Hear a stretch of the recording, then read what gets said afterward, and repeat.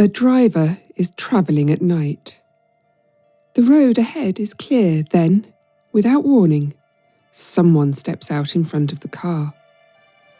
There is no time to brake, no time to react, and then there is nothing there. Roads exist to carry us from one place to another. They are thoroughfares, routes that connect, necessary arteries ferrying freight, commuters, tourists and travellers. And for the most part, they are forgotten as soon as the journey ends. We expect ghost stories to belong to crumbling castles or isolated mansions, to places already steeped in history and suggestion, not to a road. But as we've seen on our earlier journeys along Britain's haunted highways, that isn't always the case. And today, fellow travellers, we are not following scattered stories across the country. We are journeying along a single road, one that runs across the southwest of Scotland, linking the ferry port of Stranraer to the English border at Gretna. On the face of it, this is an unremarkable stretch of road. It is, however, subject to some remarkable events. Figures appear where no one should be. Vehicles approach and vanish. And drivers, certain they have witnessed something real, are left with nothing at all. As we drive from Gretna through Annan to Dumfries, we will trace a pattern of encounters that spans decades. Encounters that suggest this is not simply a road with ghost stories attached to it, but something else entirely. Join me on a journey along the A75, Scotland's Ghost Road. The A75 is the main through route for traffic from Northern England to Northern Ireland, starting just up from the England-Scotland border and running for 95 miles to Stranraer. We can't set off along the current A75 though and expect to see all the locations where drivers have experienced supernatural happenings over the years. Our exploration will need to take in the old A75, the route before the road was upgraded to bypass towns. This low road, now the B721, runs further south than the current A75, through Eastriggs, Dornoch and Annan. This is the historic Annandale area, a region associated with the legendary Robert the Bruce. The de Bruce family was granted these lands by David I in 1124, as part of the border lordships established when he became Prince of the Cumbrians. The River Annan rises in the Devil's Beef Tub in the southern uplands and flows down through Annandale and onwards to the Solway Firth. This is a place shaped by conflict, by the struggle for the Scottish crown, and by border wars and forays by reivers. We'll start our travels at Gretna, where we'll find one of the earliest detailed accounts connected to this road. Writing in Ghosts of Today in 1980, author and renowned ghost hunter Andrew Green tells of the experience of a seasoned lorry driver, Hugh Watson Reed. It was October 1957, and Reed was travelling at night near the junction at Sark Bridge. The conditions were misty, though visibility, he noted, was not especially poor.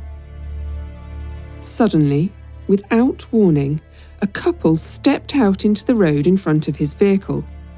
Reed reacted instantly, braking hard and bringing both the cab and trailer under control, but the figures had been close. Far too close, he thought, to avoid impact. Dreading what he might find, he climbed down from the cab. But the road was empty. There was nowhere the couple could have gone. A thick hedge bordered the roadside, which was impenetrable, according to Reed, to anything but a heavy vehicle. And yet the figures had vanished. What stayed with Reed, however, was not only their disappearance, but their appearance. He described the man as wearing a tall hat and a short formal jacket. The woman was dressed in a long gown with a bonnet-like hat, clothing he was sure belonged not to the 1950s, but to an earlier century. Green's book states that Reed would later learn that other drivers had reported similar encounters, this manifestation of a strolling Victorian couple at the exact same location, oblivious to their surroundings and somehow all the more terrifying for their calm ordinariness. Green also describes a ghostly car seen at night on the same road, travelling with dipped headlights before vanishing. One couple, unnamed by Green, apparently ended up in a ditch, having swerved to avoid this phantom vehicle. Green ends by saying that having responded to numerous reports of this car, local police are still unable to offer any rational explanation for the haunting, except accepting it exists. Continuing our journey west, we pass through Eastriggs. This settlement grew up after the ammunition crisis of June 1915, when the Ministry of Munitions created a new cordite factory here, HM Factory Gretna. And then we reached Dornoch, famous as the site of the Battle of Dornoch in 1333 during the Second War of Scottish Independence. It's here, driving along the old A75 from Eastriggs to Annan, that we might meet our second ghost.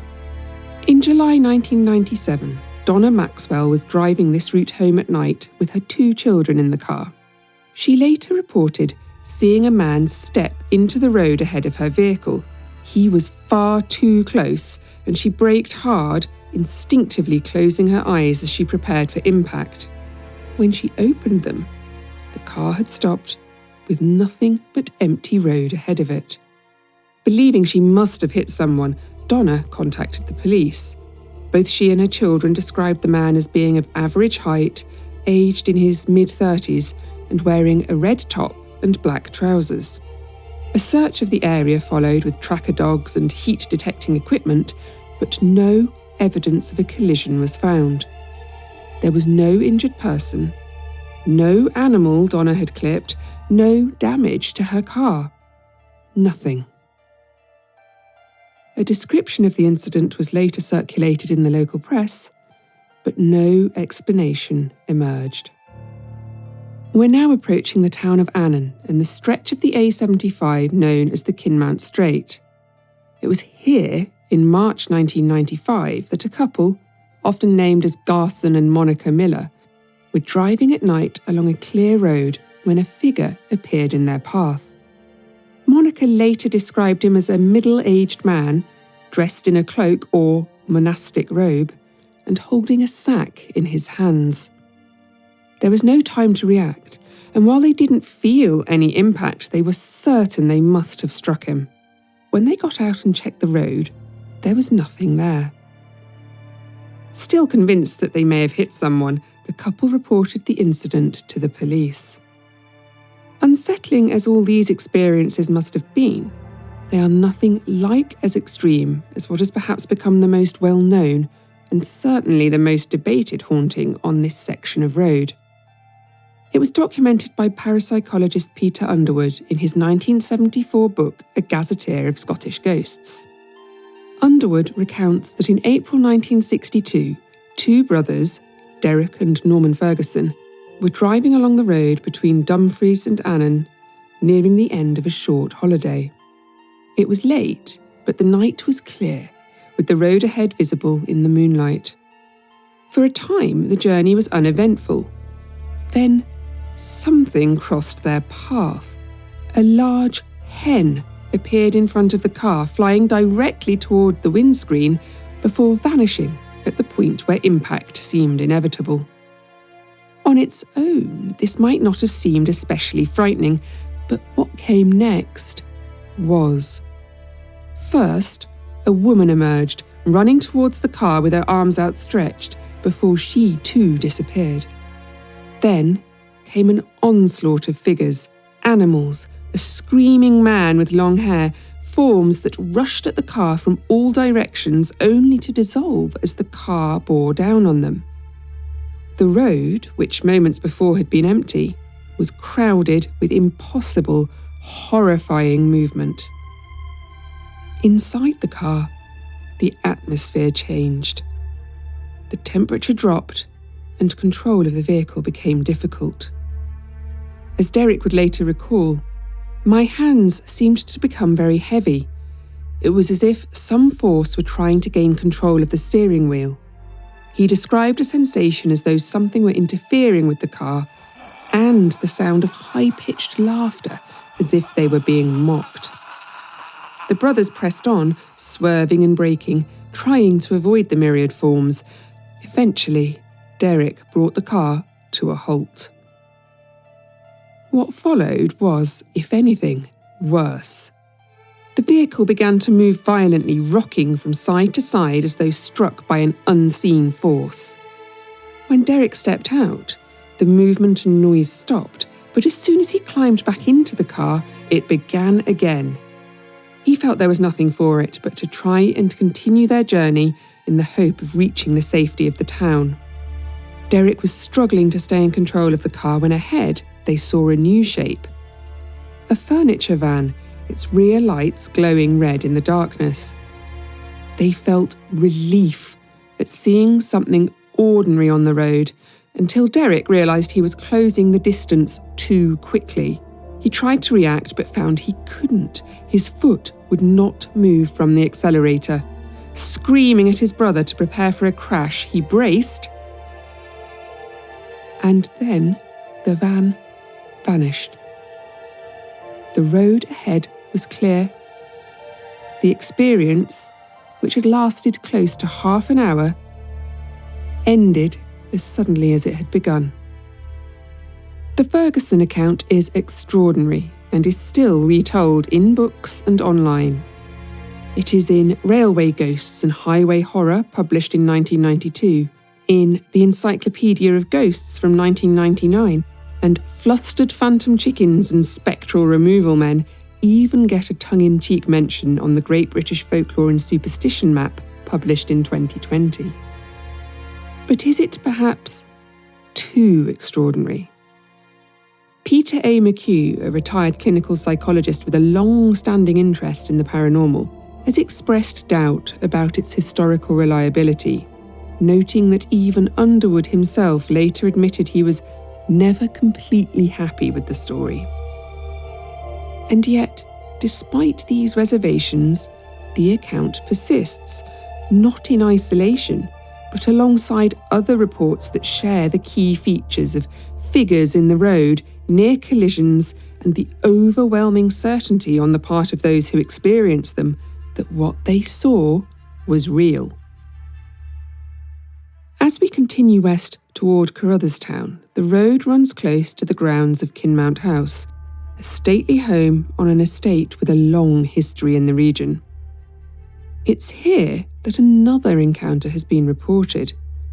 A woman in white seen at the edge of headlights strolling out across the road. There is nothing hurried in her movement, and she makes no attempt to avoid approaching vehicles. She simply crosses and fades from view near the old Kelhead quarry.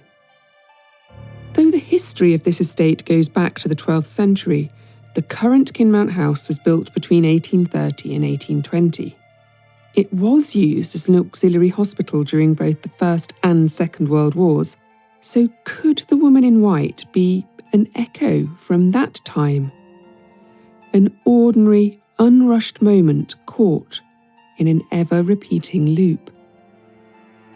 Those who live and work beside this road have noticed the pattern too, sharing tales of drivers shaken and unsettled by what they have seen.